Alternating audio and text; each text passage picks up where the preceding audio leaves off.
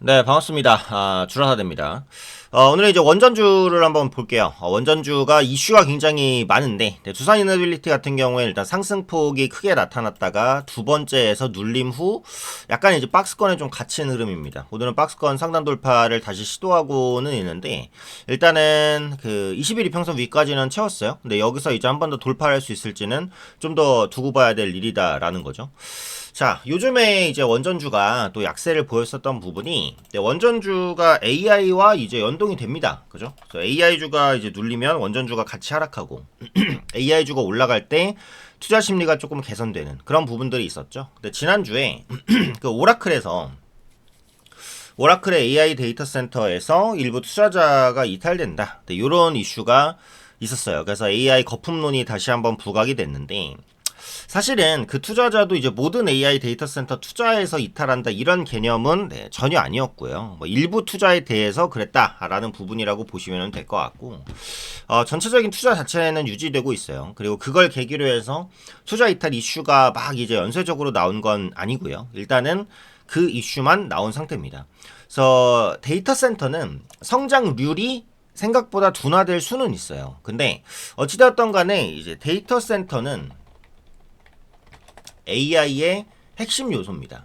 그러니까 지금 이제 챗 GPT나 제미나이처럼 LLM에만 데이터 센터가 필요한 게 아니고요. 그러니까 우리가 요즘에 성장성을 많이 부여하고 프리미엄을 주는 건 휴머노이드 로봇이잖아요. 근데 휴머노이드 로봇에도 AI 데이터 센터가 반드시 필요합니다. 휴머노이드 로봇도 안에 있는 반도체로만 전체적으로 작동한다라고 보시면 안 돼요. 데이터 센터와 휴머노이드 로봇이 서로 간에 이제 상호 간의 신호를 주고받고, 휴머노이드 안에 내장되어 있는 온디바이스 AI도 따로 작동을 한다라고 보는 게 맞습니다. 네, 그런 관점에서 본다면 휴머노이드 시장 성장도 어쨌든 데이터 센터와 함께 성장하는 부분이 있을 수밖에 없다. 이렇게 보시면 될 것 같죠. 제가 이제 원전주를 항상 말씀드리는 건 지금 AI 데이터 센터발 전력 부족 현상은 해소되려면 시간이 많이 필요하겠죠. 젠슨 왕도 이를 걱정하고 있고, 샘 올트만도 이를 걱정하고 있고, 일론 머스크도 이 부분을 걱정하고 있습니다. 자, 그럼 원전 말고 대안이 있냐? 대안이 없다라는 거예요. 자, 지금 그 글로벌 에너지 공급원을 볼게요. 글로벌 에너지 공급원을 보면 공급원이 이제 100%라고 했을 때, 자, 신재생이 차지하는 분야가 30% 정도입니다. 그러니까 많이 재생 조달하고 있죠. 글로벌 에너지 공급원의 전체 30% 정도가 신재생. 그러니까 원전은 몇 프로일까요? 원전은 현재 10%가 조금 넘었습니다. 10%가 조금 넘었어요. 생각보다 엄청 많이 되진 않죠. 자, 그러면 이렇게 플러스하면 40% 정도입니다. 그럼 나머지 60%는 뭘까요? 네, 전통 에너지원입니다. 전통 에너지원이라는 건 뭐죠? 네, 석유, 석탄, 천연가스 이런 겁니다. 그죠? 그러면 이 전통 에너지원이 여전히 60%고 천연가스를 제외한다고 해도 3, 40%는 석탄 석유예요. 자, 이러면 이걸 결국은 신재생이든 원전이든 대체를 해줘야 된다라는 부분입니다. 네. 그러면 신재생이나 원전을 늘릴 수밖에는 없는 구조다. 이 부분이 현재로서는 팩트예요. 그리고 기존에 AI 데이터 센터가 없었을 때도 이 전통 에너지원은 줄였어야 되는데 AI 데이터 센터가 가세하면서 신재생과 원전을 폭발적으로 증가시켜야 될 필요성이 늘어났죠. 자, 그러면 원전의 효율성에 대해서 한번 보겠습니다. 대형 원전 한 기가 태양광과 비교를 했을 때 태양광 패널 어느 정도가 필요할까? 대형 원전 한 기가 태양광 원전 패널 운동장 크기 3,000개만큼 필요하다 라고 대략적으로 분석합니다. 자, 그럼 대형 원전 한 기 건설하는 거랑 운동장, 그러니까 축구장이에요. 축구장 3,000개 면적의 태양광 패널을 까는 것 중에 뭐가 더 수월할까? 라고 본다면 원전이라고 보는 거거든요. 축구장 3,000개 면적은 정말 어마어마합니다. 근데 태양광 패널을 깐다고 끝나는 게 아니고요. 그 옆에 ESS도 붙여줘야 돼요. 그리고 그 태양광을 전력 설비로 다 연결해줘야 돼요. 그죠? 원전은 작은 공간에서 한 번에 빡 하고 이제 에너지가 크게 생산이 되는 건데 태양광 아니잖아요. 넓은 공간에서 천천히 에너지가 생산되는 겁니다. 그러면 모았다가 발산시키는 과정에서의 에너지 소실도 원전보다는 크거든요. 자, 그럼 풍력이랑 보겠습니다. 대형 원전 한 기와 풍력 몇 개가 필요할까? 지금 대략적으로는 해상 풍력 발전 단지 500개. 네, 500개입니다. 500개. 해상 풍력 500개랑 대형 원전 한 기 뭐가 더 효율적일까요? 이거 뭐 말할 필요도 없다라고 보는 거거든요. 그래서 원전은 어쨌든 우리가 놓고 갈 수 없는 구조일 수밖에 없다. 네, 요겁니다. 자, 근데 국내가 이제 원전 강국이죠.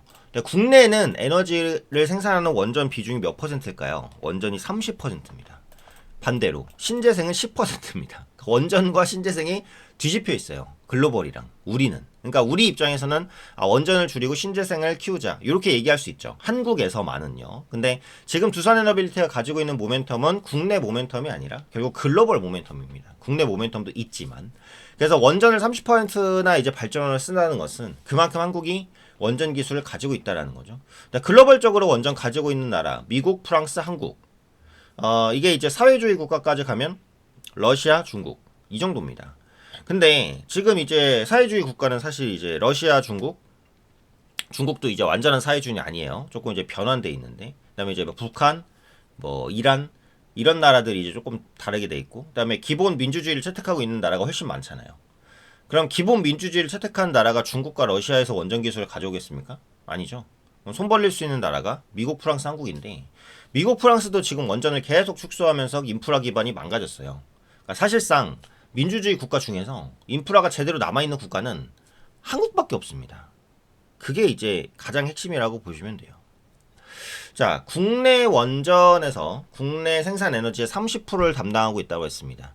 현재 국내 원전, 가동되는 원전이 26기라고 보고 있어요. 자, 그럼 이게 무슨 말이에요? 현재 원전이 26기가 가동되고 있는데 국내 에너지의 30%를 원전이 차지하고 있다는 것은 원전 한 기당 국내 에너지를 1% 이상 담당한다는 겁니다. 그럼 대형 원전 한 기당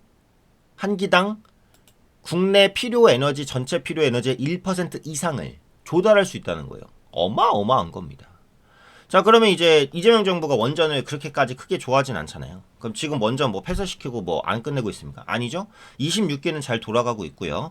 현재 추진 중이거나 추진을 계획하고 있는 원전은 총 4기에서 5기 정도입니다. 그죠?